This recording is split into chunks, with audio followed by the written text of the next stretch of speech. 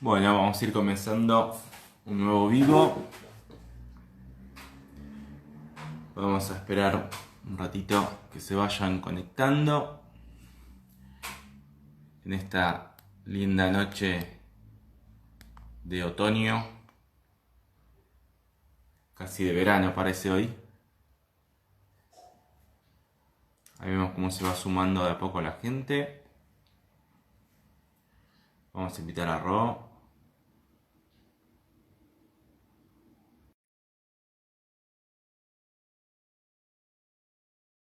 Ahí está llegando.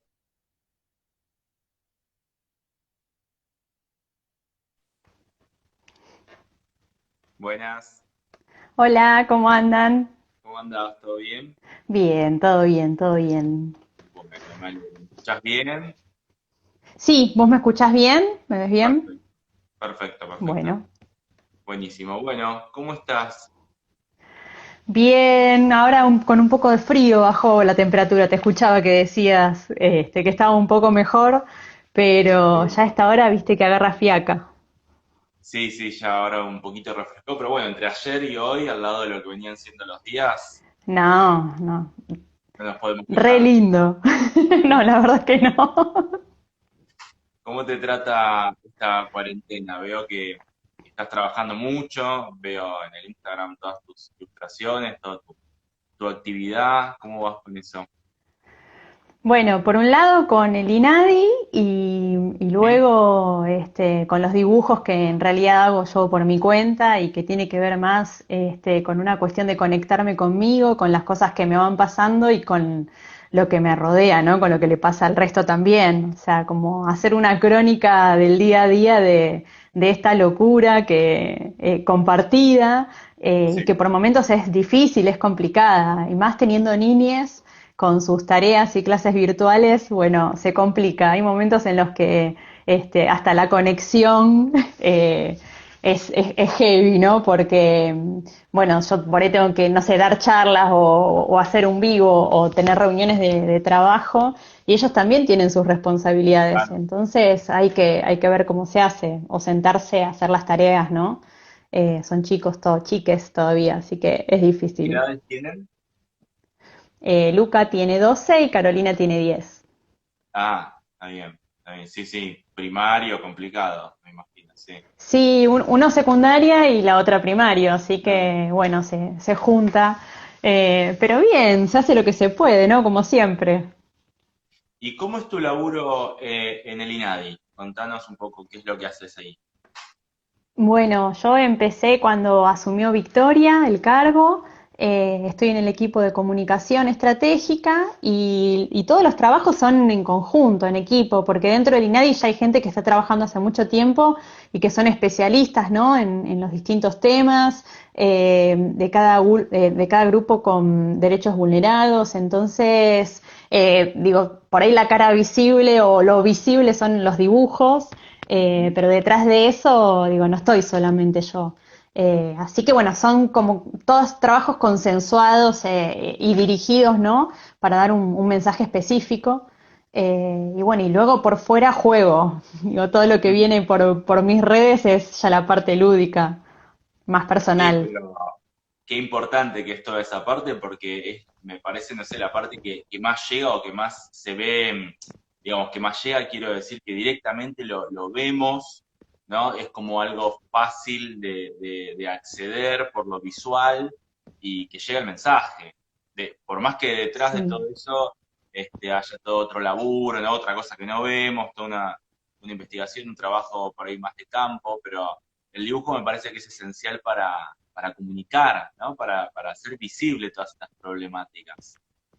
Sí, es una gran herramienta porque te da como mucha simplicidad con respecto al mensaje que querés dar. Yo quizás a veces me voy medio de mambo con la cantidad de textos, pero bueno, hay temas que no se puede resumir tanto. Pero Digo, cuando empecé a dibujar de chica, o sea, nunca pensé que el dibujo podía llegar a ser tan poderoso, porque el código en común, el poder bajar ciertas ideas o pensamientos, dudas, preguntas que yo me voy haciendo, porque digo, yo no creo que tenga la verdad absoluta, ni siquiera creo que lo que pienso hoy probablemente lo siga pensando de la misma manera mañana, ¿no? O sea, se me van sumando otras variables, otras realidades. Eh, pero de verdad es que encontré en el dibujo, unido a la escritura, que era otra de las cosas que siempre me gustó hacer, eh, algo que es imparable, que es infinito, porque las posibilidades que tenés de contar y cómo contarlo eh, son geniales, o sea, desde el humor, desde lo trágico, desde la bronca. Yo inclusive, bueno, generalmente dibujo y dibujo de una, y escribo de una, y no suelo borrar. Entonces también en la letra escrita a mano se nota la rabia o la alegría o el desorden, ¿no? O sea, que eso me parece que también llama la atención, porque no hay nada milimétrico, ¿no? O sea, es todo como siempre hacia afuera y reaccionando generalmente con respecto a lo que veo en el diálogo continuo de las redes, de los medios de comunicación. Desde ahí construyo muchísimo y desde las historias del resto. Digo, todos esos dibujos, esos textos, sin el resto, sin lo colectivo, no serían nada. Claro. Y sí algo que aprendí, perdón, a estar atenta es a no apropiarme culturalmente de ningún discurso, de ninguna realidad. O sea, sí a prestar el lápiz, a estar atenta, a no cometer errores, porque bueno, la parte de comunicar también implica tener mucha responsabilidad, ¿no? Detectar la violencia simbólica, tratar de no reproducirla. Y a veces se te puede escapar, digo, nadie es infalible, ¿no? De cometer errores. Sí, sí, totalmente, totalmente.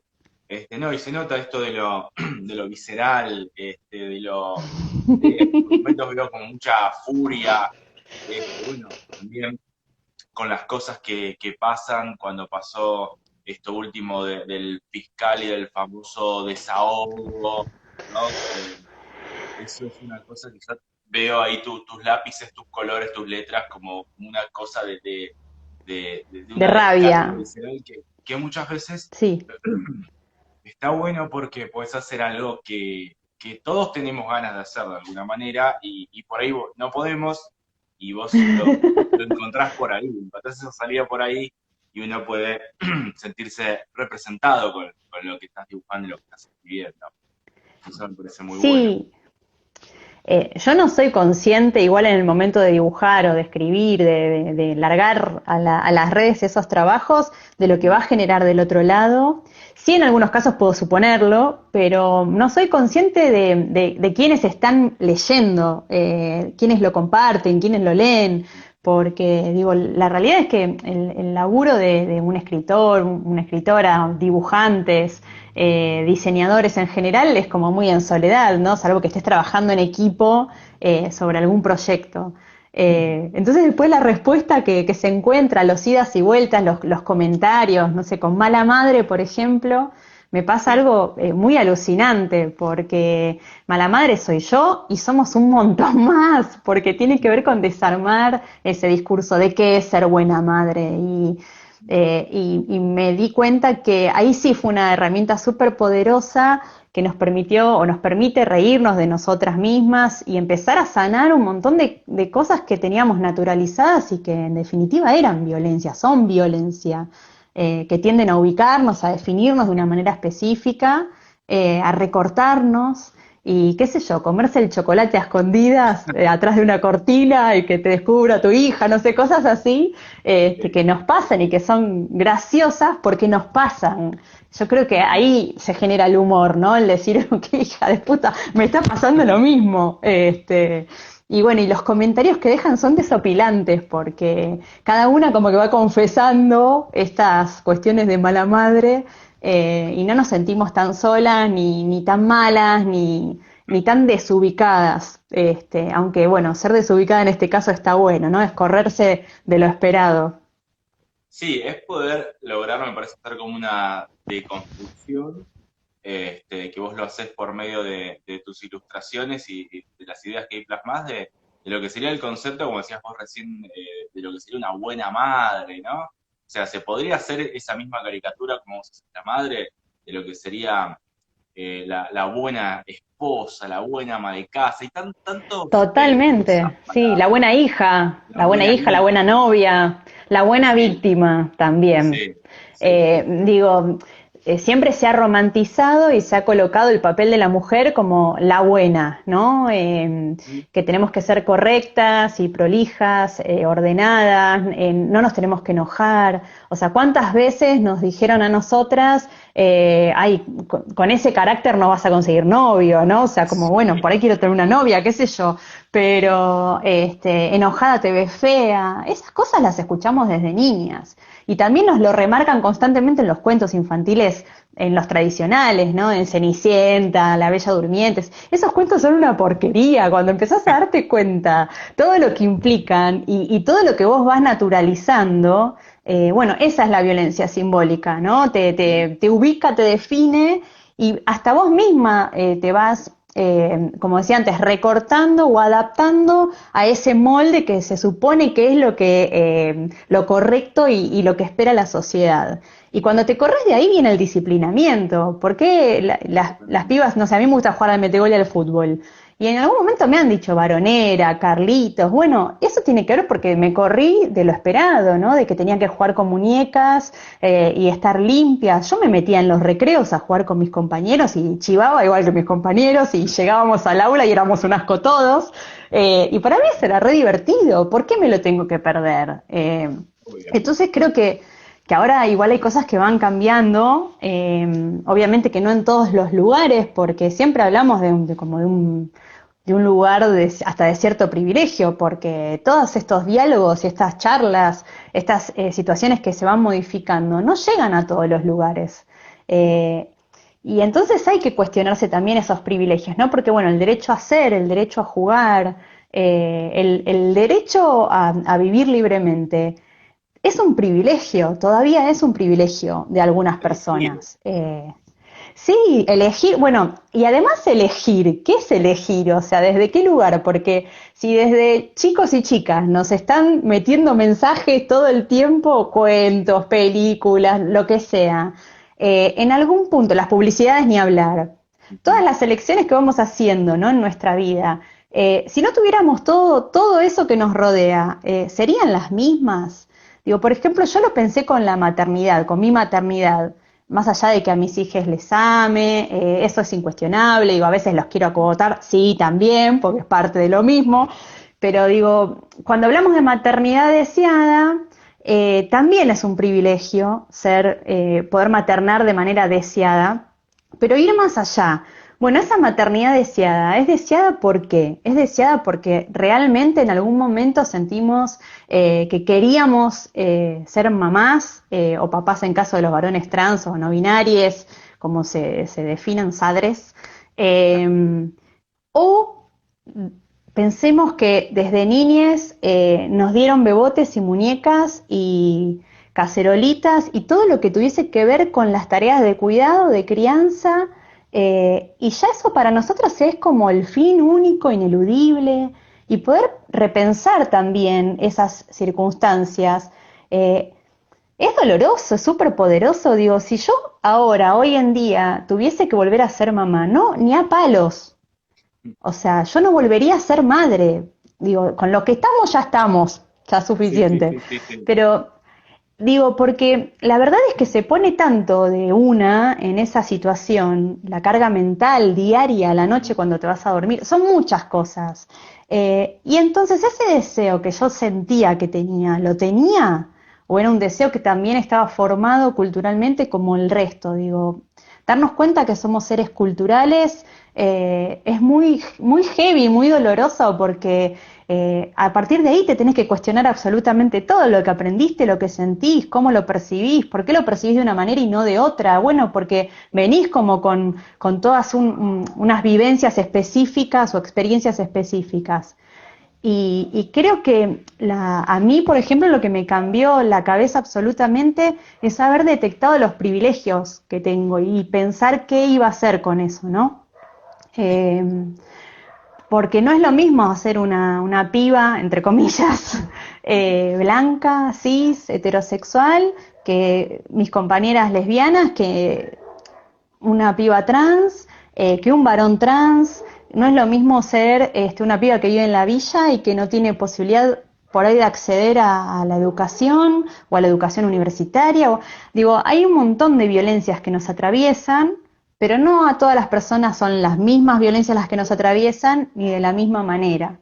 Y esa mirada interseccional es la que a mí me hizo correr de mi ombligo, ¿no? De mi pequeño mundo, que para mí eso era lo normal, bueno, lo he hecho norma. Digo, soy de todos los grupos hegemónicos que haya, bueno, salvo por la estatura, soy de todos los otros grupos, y entonces a veces hasta me da vergüenza, porque digo, hay un montón de cosas que yo viví que no las detectaba que eran privilegios, y que eso se sostenía sobre las vivencias de otras personas, ¿no? Y ahí, bueno, sentí como un compromiso muy grande en tratar de desarmarlo todo eso, no Sí, está solo muy con los dibujos. claro. Está muy bueno esto que señalás de la construcción que hay desde lo simbólico, que no nos damos cuenta, como no solamente desde cosas más directas que uno puede ver como, qué sé yo, como normas, por ejemplo, ¿no? Lo que se puede hacer, lo que no se puede hacer, ahí es como más directa la intervención, sino Ujú. desde, como mencionabas antes, desde los cuentos infantiles, desde las cosas que aprendemos desde chicos, que no nos damos cuenta que también nos están formando, adoctrinando. Y por suerte un poco eso va cambiando, viste que las últimas películas para chicos, por ahí empieza a aparecer, no sé, hace 2 años apareció en Disney la primera princesa negra, por ejemplo, ¿no? Que era la de la princesa y el sapo. Y al sapo. Aparece, de a poco empiezan a aparecer personajes homosexuales en series para chicos. Perdón. Sí, sí. Sí, sí, Eh, sí. entonces hay un cambio de eso y también es importante lo que vos marcas en la maternidad, porque es como que hay ciertas cosas que la madre no puede hacer o no puede decir, ¿no? La madre está obligada a querer a sus hijos, a A amarlos querer como sea, incondicionalmente, sí, a darles sí. todo, y si una dice que en algún A dejarse momento, para el final. claro, si una dice, no, esto no sé, lo quiero para mí, lo guardo para mí, o como decíamos recién, no tendría de vuelta hijos, o una mujer que elija no tener hijos, es mal visto, ¿no? Sí. Bueno, a ver, vivimos en una cultura que es claramente patriarcal, que se suma a lo económico con el capitalismo, una cultura que además es súper clerical, digo, la moral, la doble moral, claramente, nos ha quitado hasta el deseo, ¿no? Porque vos pensás que en todos esos cuentos que vos hablás, siempre es el deseo del príncipe, el deseo del otro, o sea, generalmente la princesa lo que está haciendo es esperar a ver qué sucede y cómo la rescatan.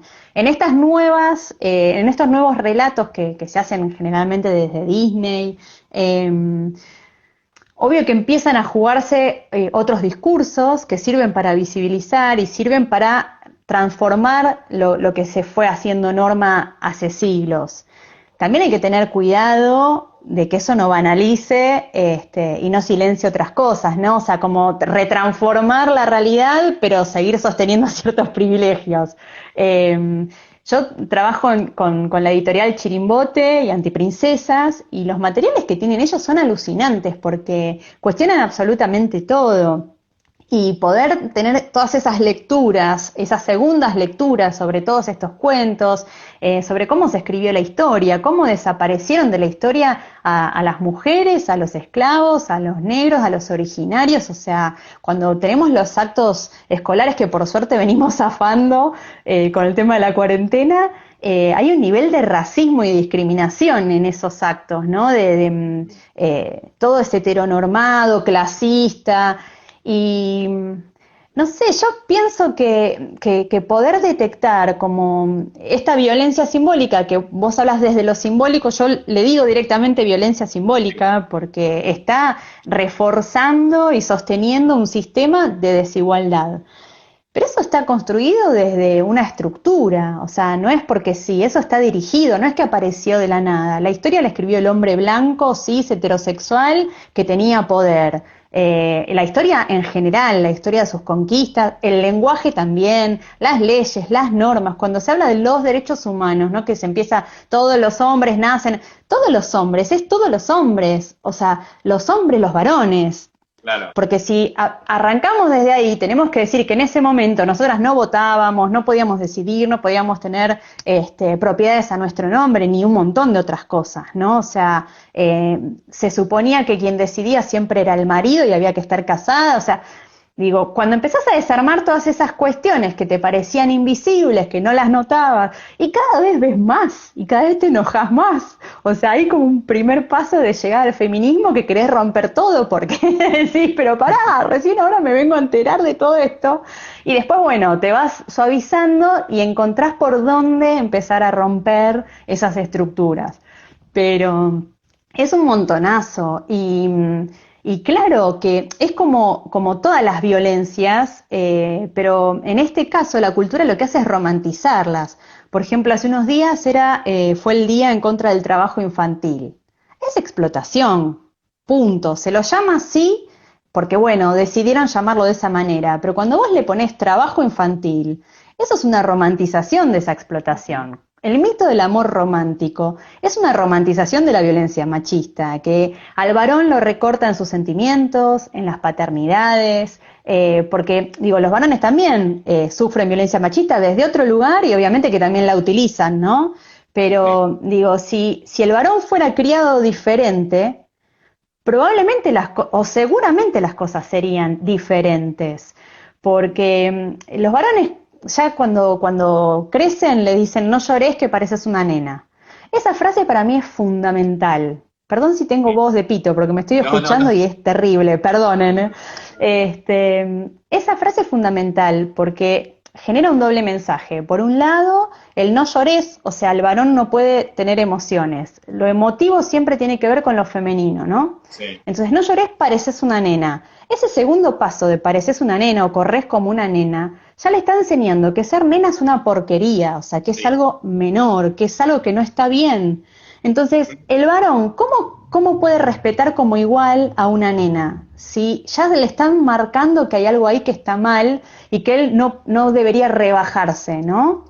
Eh, Son un montón de frases hechas. El que quiere celeste que le cueste. ¿Qué te tiene que costar querer a alguien? No te tiene que costar nada. Entonces cuando empezás, yo juego mucho con los refranes y la violencia simbólica, con los cuentos, y No, hay hay tanto muchos encerrado. autores que incluso justifican la violencia, esta cosa de que, bueno, si te pelea es porque te Es quiere. porque te quiere, que de chiques nos decían, si el pibe te Sí, pega es porque gusta de vos. Y sí, entonces vos sí, después, en la adolescencia, si te tiró del pelo, si te controló, si no te deja ver a tus amigas, decís, ay, bueno, está celoso, me quiere. No, huí de ahí. O sea, claro. los celos pasan por otra cosa. Los podés sentir por una cuestión de inseguridad. Ahora, ¿qué haces con eso? O sea, vas a perseguir a la otra persona por todos lados, a revisarle el teléfono, a ver con quién habla, con quién no habla. Eso es control y eso es violencia. O sea, hablar también de los noviazgos violentos es súper importante. Y siguiendo con todo el tema este de la romantización de la violencia, las tareas de cuidado y de crianza, esto que se supone que se hace por amor, y nosotras decimos es trabajo no pago, o sea, no remunerado, y que hoy en cuarentena se nota todavía muchísimo más, porque cuántas mujeres eh, están en su casa con les pibes, la tarea, el trabajo, si trabajan en casa, si además trabajan desde casa pero para afuera, y por ahí llega don Rolando y se sienta después de haber estado mirando Netflix y le dice que hay de comer. Yo le pego un zapatazo, o sea, directamente. Pero bueno, es Es cierto importante. esto que vos decís, pero en las nuevas generaciones sigue pasando. Yo creo que en los más chicos Hay va de cambiando un todo. poco esto, ¿no? Sí, sí, Tengo esa sí, sensación, no sé. Una cosa si sí, hablamos hay de de todo. nuestra generación para arriba, ¿no? Generación de nuestros padres, abuelos, sí, seguro, era así. pero me parece que Sí. los más chicos, o por lo menos las chicas, también tienen más herramientas como para no permitir que esto pase. Bueno, eso es parte de la lucha, ¿no? O sea, es el recorrido que se vino haciendo. Pero yo creo que volvemos a lo mismo que te dije antes. Hay ciertos lugares, ciertos estratos, ciertos espacios en los que algunas cosas no pasan de la misma manera o no pasan. Pero en la mayoría, si vos te pones a rasquetear un poco, siguen sucediendo.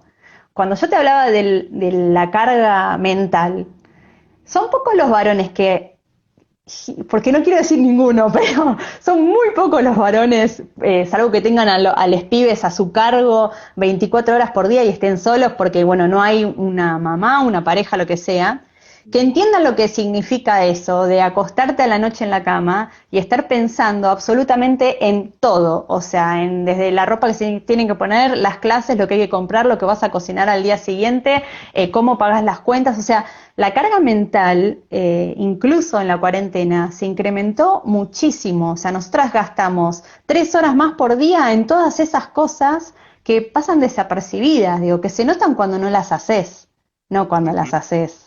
Sí, sí, sí. Sí, claro que va cambiando. O sea, se supone y esperamos que así sea. Creo que los pibes tienen mucho compromiso social, mucho más que el que teníamos quizás nosotros. Me parece que eso también se masificó mucho durante la pelea por el derecho al aborto legal, seguro y gratuito. En el 2018 hubo una explosión. El feminismo dejó en algún punto de ser mala palabra. Sí lo sigue siendo para un sector de la sociedad que obviamente pretende sostener privilegios y poder y todas estas relaciones asimétricas, ¿no? Pero se perdió el miedo de hablar, o digo que no en todas las posibilidades, porque hay muchas personas víctimas o en situación de violencia de género o de abuso sexual en la infancia que aún no puede hablar porque, bueno, cuando estás en ese ciclo de violencia, a veces no lo detectás, a veces tenés miedo por tu vida o por tus seres queridos, es difícil. Ahí hay otra cosa, cuando nosotras como movimiento hablamos de empoderamiento, es complicado porque no todas podemos o pueden hacerlo y de la misma manera ni en ese momento. Y es como que en algún punto se transforma en algo excluyente, ¿no? O sea, no todas podemos empoderarnos todo el tiempo. Y estar con escucha activa, poder acompañar al resto en esos momentos sin juzgar, es fundamental. Pero nunca perder de vista que no estamos todas las personas con las mismas posibilidades de acceso a todos los derechos, a todas las oportunidades, y eso es fundamental. Sí, porque a veces se corre un poco el riesgo de no notar esas diferencias en las situaciones particulares y decir, por ejemplo, una cosa tipo, bueno, dale, empoderate, dale, y no es tan fácil, o sea, algunas No, tienen ciertas oportunidades que otras no tienen y se les hace mucho más difícil, y no es que no quieran hacerlo no, o que no, que se mantengan en un paradigma anterior machista, no, sino que no tienen las posibilidades, no tienen las mismas no pueden posibilidades. irse a otro lado. Hay compañeras que no se pueden ir de la casa porque no Ujú. tienen a dónde ir. Entonces, todo eso obviamente que te limita. Y si quizás te impidió trabajar, desarrollarte, no tener una vida por fuera de la casa, que ese es un modo de control súper cruel. Porque perdés tu individualidad y perdés tu autonomía en todos sentidos. O sea, dependés de la otra persona para poder vivir. ¿Cómo haces? ¿Cómo te corres de ese lugar? Bueno, hay mecanismos, hay modos de acompañar, pero la verdad es que tampoco todas llegan a tener esta información o a tener contacto con estas redes que vamos creando entre nosotras, ¿no? El feminismo va generando redes por debajo que yo creo que la mayoría ni se enteran que están. Hay una red de acompañamiento feminista que está funcionando desde que empezó la cuarentena y son compañeras que yo conozco y quiero mucho y sé el empeño que están poniendo y que se están matando todos los días para poder acompañar y llevarles comida a otras que no pueden salir a laburar, que no tienen posibilidad de tener un sueldo en el banco todos los meses, por mínimo que sea. Bueno, creo que eso es lo que debería siempre remarcarse el feminismo comunitario, el feminismo de las bases, ¿no? Es difícil, la verdad es que son muchas situaciones todas juntas, todo el tiempo vivimos en un duelo diario, un disciplinamiento continuo. eh, ¿Y cómo haces para no tener miedo y para empoderarte si vos decís, bueno, por ahí voy, hago la denuncia y no me dan bolilla, ¿no? O sea, porque Claro. también tenés que tener suerte de dónde caes y quién te atiende y en qué fiscalía y qué juez. ¿Cuántas madres protectoras que acompañaron a sus hijos a denunciar progenitores abusadores, maltratadores, terminaron presas o con impedimento de contacto y no ven a sus hijos y sus hijas?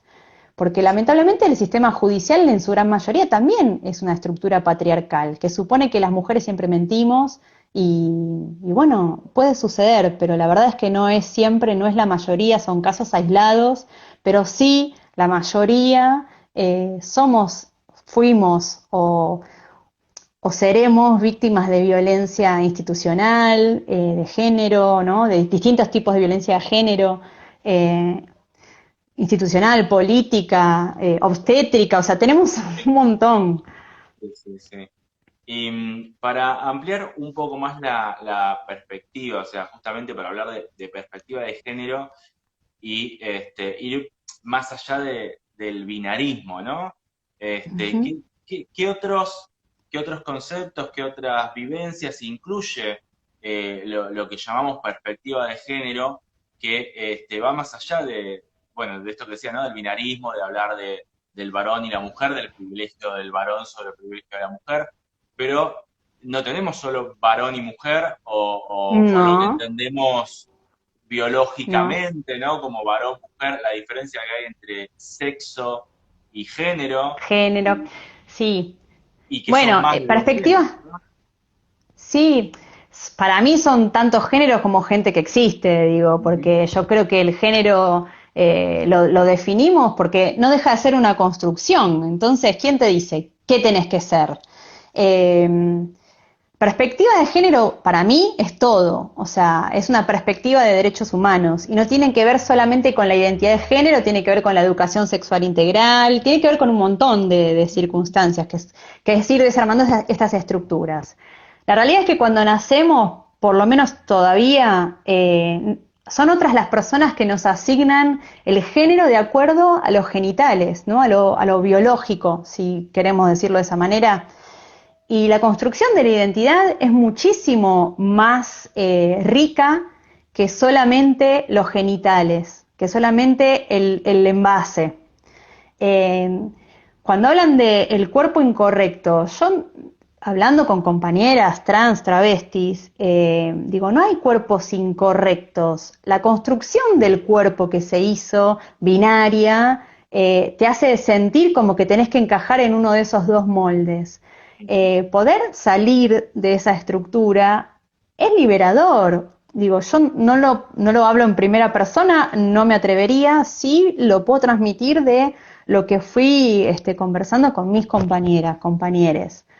Eh, Creo que cuando, por ejemplo, hablamos del tema del lenguaje inclusivo es mencionar la mayor cantidad de gente posible en el momento de estar hablando. No necesariamente es usar la E. Digo, hay gente que se siente incómoda usando la E. Yo la incorporo porque entendí qué significaba y creo que además es un posicionamiento político, es molestar, es la lucha por el sentido, digo, Sí, eso te no iba a luchamos por la preguntar. E. ¿Por qué te parece que molesta tanto el lenguaje inclusivo, ¿no? Y genera esta reacción incluso de burlarse, de decir que mirá qué idiota cómo está hablando, Sí, ¿no? ¿Por qué genera eso?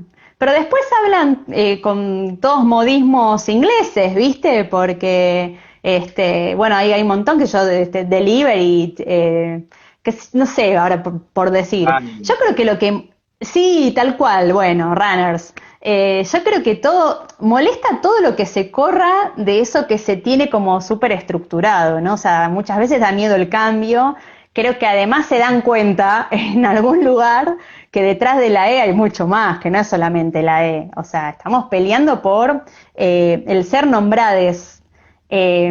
Digo, ahí está la frase esta de lo que no se nombra no existe. Yo creo que el no nombrar es un posicionamiento político muy específico, que sí, sí existe, pero que es todavía peor, porque vos estás sabiendo que eso existe y decidís no nombrarlo.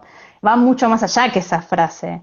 La E lo que hace es romper con el binarismo, o sea, sacar la A y la O como índice de que la O debería englobar todo. Siempre doy un ejemplo, que lo tengo desde que soy chica. A nosotros nos decían, chicos, salgan al recreo. Y vos sabías que ahí teníamos que salir todos. Pero Mm. cuando decían chicos, vamos a jugar al fútbol, nosotras sabíamos que eso no nos tocaba. Entonces aprendimos a adaptarnos, a saber cuándo nos nombraban con la O y cuándo no. Eso es re violento, porque vos aprendés a autoexcluirte del conjunto.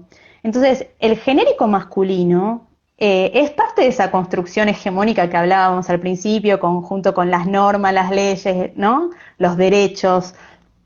Tiene que ver con que la mirada androcentrista siempre colocó al varón como un ser superior. Incluso estos discursos de que el cerebro del varón es mejor y de que biológicamente el varón es mejor, pero ¿de dónde? O Sí, sí, sea, sí. Una relación digo, extraña que pesa más, es más ¿por qué? grande, es más ¿Con inteligente, qué no sé. chip nacieron? Claro, ¿no? Bueno, entonces la E tiene que ver con eso, pero el lenguaje inclusivo o no sexista pasa por muchos otros lugares, porque hablar de personas, por ejemplo, personas con discapacidad, personas que trabajan en tal cosa, por ahí no usás la E, pero digo, si vos te das cuenta que una sola letra está silenciando a un montón de gente y decidís hacerlo, sos parte de esa construcción de violencia. Entonces, cuando te das cuenta que algo no alcanza, que algo silencia, que algo recorta, ¿cómo no lo vas a cambiar? Ujú. Sí, totalmente. O sea, yo lo que digo cuando defiendo el lenguaje, por más que a veces no lo use tanto, porque uno también, qué sé yo, ya eh, por ahí tiene cierta edad y le cuesta más los cambios, como están hablando del lenguaje, ¿no? Entonces, Sí, toca sí. aquí tal vez, es decir, por ahí un todes, ¿no? Que es como más fácil, pero Chiques. ya después armarte todo un párrafo con lenguaje inclusivo, cuesta, es un trabajo que cuesta más. Bueno, pero Este, ya el trabajo ese ya sirve. Digo, sí, ese sí, trabajo sí, ya es sí. válido. También tenés gente que habla con la E y después en la vida real hace todo lo Ah, bueno, contrario. obvio. Digo, cuando Sí, te sí, aprendes el sí. discurso y Pura bueno, pose, ¿no? o sea Obvio, que todo está pura pose. sí, Pero lo que digo es que no es simplemente un cambio gramatical, porque y esto se ve en filosofía del lenguaje, ¿no? La palabra representa la cosa, entonces hay un tema ontológico, un tema de las cosas ahí más que del lenguaje. Entonces uno dice, bueno, hablar con la E es solamente un cambio de una palabra en lo gramatical y eso no me cambia en nada, no. Hay, como vos decías, hay una parte que no se siente, una parte de la sociedad que no se siente representada. Por un lado, yo creo que hay dos cosas, ¿no? Por un lado, esto que vos marcabas, que la O de masculino incluye a lo femenino, entonces lo masculino es como superior a lo femenino es un subconjunto incluido a lo masculino. Y por otro lado, a salir del veces. binarismo. Por otro lado, Sí, hay personas que no se sienten identificadas ni con la O, ni con la A, ni con lo masculino, ni con lo totalmente. femenino. Y si no está la palabra que los nombre, es como que no existen, se los está negando, ¿no? Entonces, para mí me parece que hay que ver esta importancia que no es una cosa del lenguaje, sino que es algo de la realidad, es algo del ontológico. Sí, de la construcción de la humanidad, o sea, estamos hablando de derechos, ¿no? De derechos humanos. Me parece que tiene que ver con eso el anclaje de esa letra o de cómo se utilice el lenguaje no sexista. Pero me parece que hasta que no te hace el clic de por qué se está usando, te resulta ridículo, te resulta incómodo, porque no sabes por qué y por las dudas te opones. Suele Claro, pasar eso.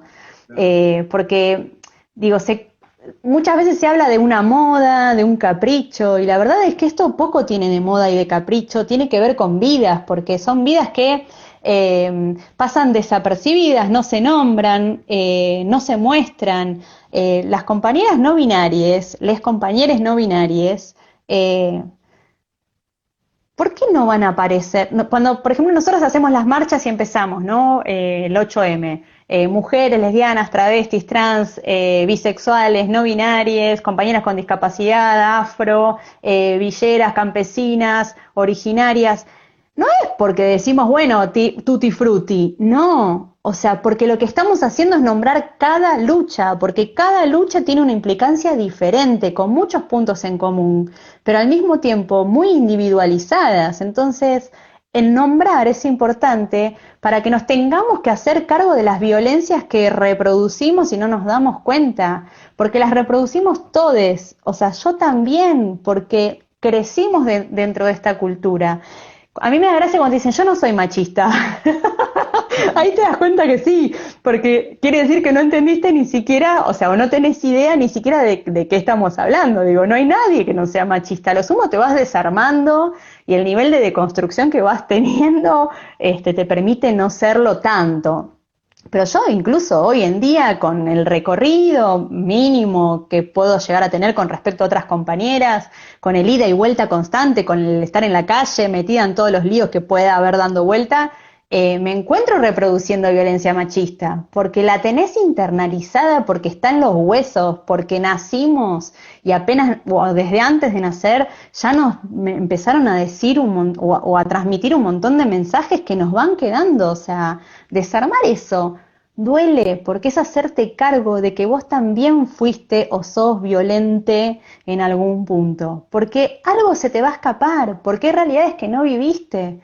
Entonces, estar en modo aprendiz tiene que ver con eso, estar consciente de que no las sabés todas, no las vas a saber todas nunca, o sea, para mí el feminismo es horizontal, hay gente que quiero y que admiro y de la que aprendo y que para mí son maestras, compañeras, pero no me gusta hablar de referentes, nosotros tuvimos esta charla en algún momento, eh, porque la verdad es que cuando te ponen como referente, pareciera que tu palabra es incuestionable, que nadie puede pensar de otra manera y que cuando te equivocás viene también un disciplinamiento, una moralización de mirá lo que dijo, mirá, bueno, en este momento pienso esto, quizás hay algo que no lo estoy viendo, o por ahí yo pienso de otra manera y por qué tiene que haber como una necesidad de enseñarle, ¿no?, a la otra persona. A mí me gusta más expresar en mi espacio y que a lo sumo se arme debate, pero tratar de no imponer lo que yo pienso, o sea, son mis dibujos, es mi texto, pero no voy a otros espacios a decir, mirá que lo que vos estás pensando. Claro. Si veo que alguien está tecleando y puede tener un problema, levanto el teléfono, mando un mensaje aparte, porque construir nuevos modos de relacionarnos sin exponer, sin hacer juicios rápidos porque no sabes qué le está pasando a la otra persona. Esos son todos aprendizajes que en este tiempo fui haciendo y sigo haciendo, porque bueno, volvemos a lo mismo, podemos pifiar, hay cosas que se nos van a escapar, pero hay que tratar de tener los pies en la tierra, de saber que se puede seguir subiendo, pero no olvidarnos, ¿no?, de la realidad, las realidades con las que estamos rodeados. Y algo que me parece importante también es, yo mencionaba antes el tema de las nuevas generaciones, ¿no? Que se nota un cambio y generalmente también tienen más energía o tienen, no sé, más libertades para poder salir y expresarlas o tienen menos responsabilidades en este sentido de tener que mantener un hogar y eso. Entonces, pueden expresarse más y en general encuentran en los adultos eh, una intención en contra de todo lo que se está movilizando, ¿no? Entonces yo veo qué mal que está cortar esas energías. O sea, cuando vos ves un Mm. adolescente que está muy metido en lo político, en la lucha, en el lenguaje inclusivo, en interesarse por las minorías, y está bien, obviamente se puede equivocar a veces en algún método, pero enseguida el adulto tiene la tendencia a decirle que eso que hace está mal, que se hable con el lenguaje inclusivo es un idiota, ¿no? Como decíamos antes, a burlarse. Entonces, ¿cómo los chicos van a lograr un cambio cuando se encuentran todo el tiempo con adultos que en lugar de incentivarlos, los tiran para atrás, ¿no? Les dicen que lo que hacen no tiene ningún sentido. Y eso me parece terrible, porque me parece que hay que apostar a esos chicos, y por eso me interesaba también hablar con vos sobre cómo ayudar no quiero decir, no me sale la palabra, porque no quiero decir imponer justamente, pero cómo enseñar, poner esta perspectiva de género a los más chicos, ¿no? desde la crianza de los hijos, desde un rol como docente, cómo Bueno, ir para ese lado. dos cosas. Primero que uno no puede enseñar lo que no sabe. O sea, Ujú. para poder enseñar, digo, como transmitir, ¿no? Porque la verdad es que Transmitir, transmitimos sí. aunque no lo estemos diciendo. Ujú. Con los ejemplos, con cómo nos movemos todo el día. Yo creo que no hace falta estar diciéndoles todo el tiempo, fíjate, fíjate, fíjate. Si ellos ven, ellas ven que vos te comportás de determinada manera, eso lo van adquiriendo, porque se dan cuenta que eso es lo que debería hacer. Lo que pasa es que también tenemos en esta cultura hay una mirada adultocentrista, o sea, es También, así porque lo digo yo. O sea, sí. no hace falta ninguna explicación, yo que soy tu madre, tengo la verdad absoluta y lo que vos estás diciendo es ridículo, punto. Yo que soy tu padre, mientras vivas en mi casa vas a hacer lo que yo quiera. Como si los pibes nos pertenecieran, como si hubiese una contraprestación de yo que te di la vida, vos me debés. No, loca, no me deben nada, no son míos, a lo sumo yo estoy acá para tratar de guiarlos lo mejor posible y haciendo lo mejor que yo puedo, o sea, porque también la exigencia es mucha, ¿no? Eh, a los pibes yo no les puedo decir nada, o sea, yo creo que van a ir haciendo su camino, trato con los dibujos de lo que pienso, como te decía antes, ponerlo ahí y eso queda y va dando vueltas y en algún momento caen las fichas, porque también tienen sus procesos, sus momentos. A las pibas, el feminismo les viene a pie juntillas, porque el feminismo es, vamos a cuestionar todo. Entonces, cuando vos sos adolescente, querés cuestionarlo todo. Cuando te encontrás con un movimiento que está haciendo barullo, que está en las calles, que es capaz de movilizar un montón de cuestiones hasta para que se generen leyes, para que cambien ciertas circunstancias en la historia, ¿cómo no vas a ser parte? O sea, cuando sos consciente desde ese lugar. Yo no tenía toda esta información cuando era adolescente. Si la hubiese tenido, probablemente hubiese estado subida arriba de un patrullero, digo, arriba del Sí, sí, patrullero, sí, sí. pintándolo, qué sé yo, no sé, digo, para dónde hubiese salido disparada. Pero sí en aquel momento tenía un montón de actitudes o de enojos, de cosas que me hacían ruido y yo no me daba cuenta que eran, que ahora sí les puedo poner nombre. Entonces, si ahora tengo la posibilidad de ponerle nombre a esas cosas, ¿cómo no se las voy a dar en formato de dibujo, de libro o lo que sea, para que en algún momento eso vaya cayendo? No imponérselos, porque la verdad es que nada que venga impuesto va a servir No, no. para nada más que para rechazarlo. Eh, y bueno, nosotras dentro del feminismo también tenemos un montón de cuestiones o de contradicciones y que son válidas, porque por otro lado nos piden que digamos qué hay que hacer, de qué manera, sin enojarnos, y también nos equivocamos y también tenemos desacuerdos, porque no somos un partido político, no estamos todas de acuerdo, ni pensamos lo mismo, ni tenemos las mismas realidades. Entonces, ¿cómo Hay hacemos para un que único millones se feminismo. pongan, Ni hay un Perdón. único feminismo. No, claro, digo, no hay un único feminismo porque estamos hablando de distintas luchas, ¿no? Sí creo que el feminismo, que es como inicia, tiene que romper con todos los mecanismos de dominación, de sometimiento, de ubicación, de explotación, de desigualdad en todo sentido. Creo que esa es como la base. Y después luego tenés el feminismo de los pueblos originarios, el feminismo de las afrodescendientes, el feminismo de las migrantes, el feminismo de las blancas, el feminismo, o sea, todos esos feminismos. Pero digo, ningún feminismo debería silenciar a otras realidades defendiendo un feminismo. No sé si me explico. Sí, sí, sí, Digo, sí. el Bueno, feminismo tiene que ser para romper todas las desigualdades, todas las discriminaciones. Nunca para meter debajo del pie a otra, nunca, nunca. Ese para mí es como filosofía de vida del feminismo. sí. Y, y que Me se dejas lleva hablar y no me también, matan. no, no, está bien.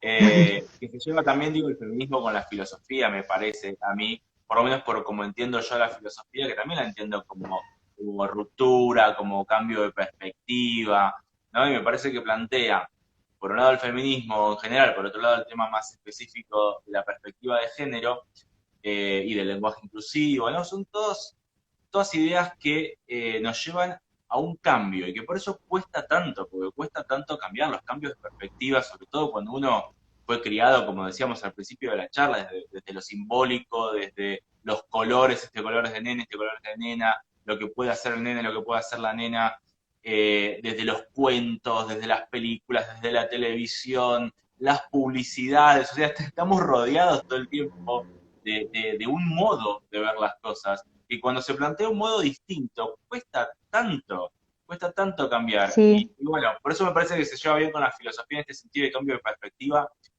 incluso de salida de la caverna, ¿no? El famoso mito de la caverna de Platón que se puede usar para sí, explicar tantas cosas. Podríamos decir que hay que salir de la caverna patriarcal, no, no sé. sí, Hay un sí. cambio que genera también una, una educación en ese cambio, ¿no? Es todo un proceso, para cambiar la perspectiva hay que educar los sentidos para poder ver distinto al mundo y todo eso lleva un tiempo, lleva un Claro. proceso.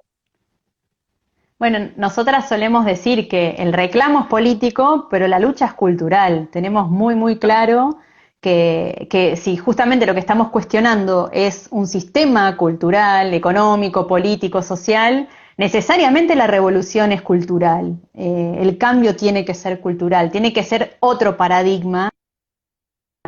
Y bueno, siempre también prestando atención de no volver a caer en nuevas estigmatizaciones, en nuevos roles, en nuevos estereotipos, porque el ser humano también necesita ciertas seguridades, ¿no? Y muchas veces se encuentran en las tradiciones, en el repetir ciertas conductas, y eso es algo en lo que tenemos que estar re despiertes, porque se nos va a escapar si no, porque es inevitable que no tratemos como de volver a nombrar las cosas, pero de otra manera. Digo, el lenguaje inclusivo yo no sé en qué va a terminar, no sé cómo va a ser, pero me parece que sí ha generado un motor de cambio, de angustia, de necesidad incluso de responder violentamente, eh, como ha De sucedido con todo en la cuestionamiento. historia. Totalmente. Pero bueno, duele, porque a todos nos duele, como decíamos antes, hacernos cargo de esas violencias que sin querer vamos repitiendo porque son las que aprendimos. Cuando te das cuenta de eso y sos consciente de que de mil maneras distintas podés estar reventándole la vida a otra persona, eh, tenés que cambiar. Y si no, la verdad es que sos una porquería. O sea, si lo ves y no haces nada, nada para cambiarlo, y bueno, ahí ya estamos hablando de otra cosa, ¿no? Pero todos los cambios son dolorosos. Cuando vas Sí. haciendo todos estos procesos de cuestionamiento, de reaprendizaje, de vaciarte, de sacar todos esos dolores y ponerle nombre a las cosas que te fueron pasando, sufrís un montón. Digo, el feminismo es incómodo. Si hay alguien que siendo feminista está cómoda, hay algo que está haciendo mal. Digo, porque no hay chance de que puedas vivir cómoda nunca más, porque siempre va a haber algo que te va a despertar bronca o alegría, o duda o miedo, porque empezás a ver todo el panorama y cuando ves una cosita, viste como, no sé, si largaras el rollo de papel higiénico y hace trrr, bueno, la sensación es esa, o sea, y sigue. Eh, yo la verdad es que en el feminismo también he encontrado una salvación enorme y creo que eso nos pasa a muchas. Yo en momentos de mucha tristeza o soledad o dolor sé que está el resto, y esas redes que vamos creando no se comparan con otra cosa, o con las amistades por ahí las podemos comparar, pero surgen desde otro lugar, porque hay mucha gente que yo no la conozco personalmente, pero que el nivel de conexión es tan grande por defender quizás los mismos derechos, las mismas peleas o similares, ¿no? Que te conecta automáticamente, o sea, y a mí ahí quiero cuestionar otra palabra que es la sororidad, que me empezó requete copando y ahora me molesta infinitamente porque se transformó como en otra forma de silenciar violencias dentro del feminismo. O sea, porque dentro y fuera, porque con esto de la sororidad pareciera que te tenés que aguantar violencias diferentes desde otros lugares, ¿no? Como que no te podés enojar o no podés reaccionar o no. Y hay que tener cuidado, digo, la sororidad es, para mí, es respetar los procesos de la otra persona, tener un nivel de contención y de amorosidad hacia las demás, pero no permitiendo que te pasen por arriba. Y a veces eso ¿qué sorora que sos? Bueno, pará, si yo no estoy de acuerdo con esto que se está planteando, no pasa porque sea sorora o no. Es un modo de silenciar también, se transformó en un modo de silenciar.